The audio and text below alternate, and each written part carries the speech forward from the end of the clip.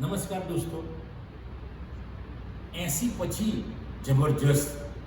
આજે હું એવી થોડીક વાત કરીશ કે યુવાનોને પણ શરમાવે એવા લોકો આજે પણ સમાજમાં જીવે છે અને સમાજમાં જીવતા હતા. મિત્રો, 80 પછી જબરજસ્ત એટલા માટે મેં વાત કરી કે હમણાં જ 2-4 દિવસ પહેલાં અપડાઉનમાં એક વડીલ મળી ગયા, યશવંત પંચોલી. ખૂબ એક્ટિવ માણસ.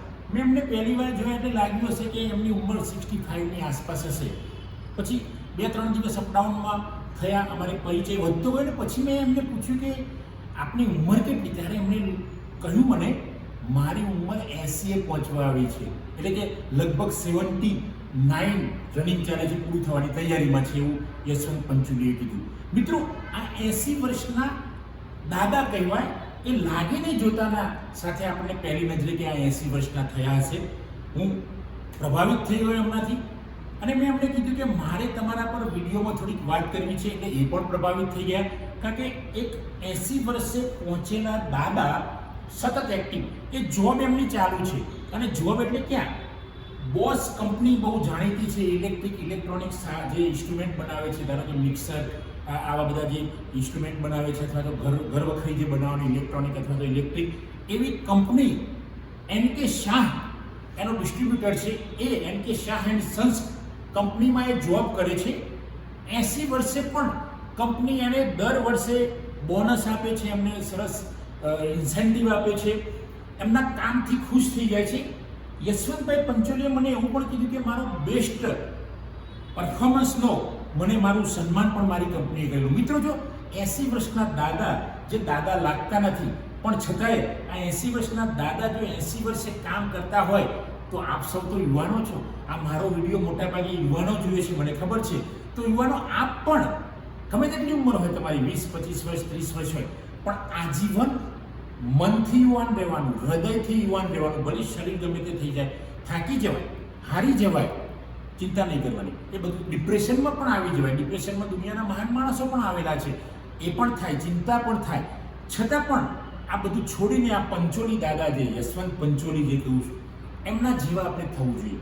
મિત્રો, એવા જ એટલે આ પોઝિટિવ પ્રેરણા લો. આવા દાદાઓ જો 80 વર્ષે કામ કરી શકતા હોય, 80 વર્ષે બસમાં અપડાઉન કરી શકતા હોય, જીપમાં અપડાઉન કરી શકતા હોય, ઇકો કારમાં અપડાઉન કરી શકતા હોય, તો તમે તો બધું જ કરી શકો યુવાનો. તો મિત્રો, આવો જ એક કિસ્સો કહીશ મારા ગામનો.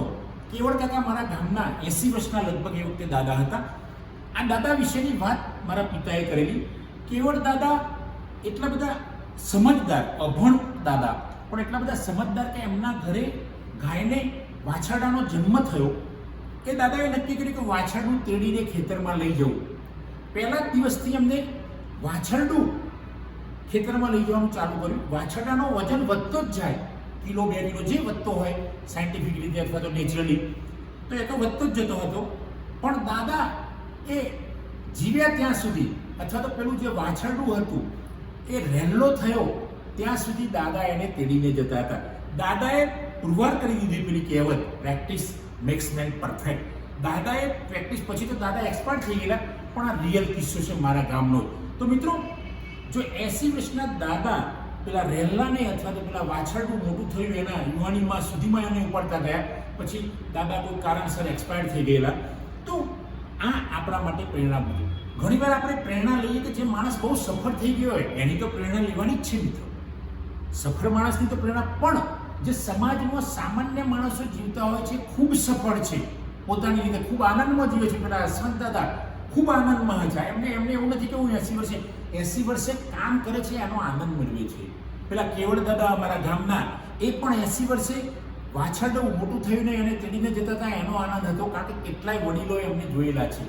તો મિત્રો, આપ યુવાનોને હું કહું છું કે આપ ગમે તે ઉંમરના હોય, પણ આપ જે ફિલ્ડમાં જાઓ, રસથી કામ કરો, એમાં જોડાઈ જાઓ, પરવાઈ જાઓ. એ જ સાચું ધ્યાન છે.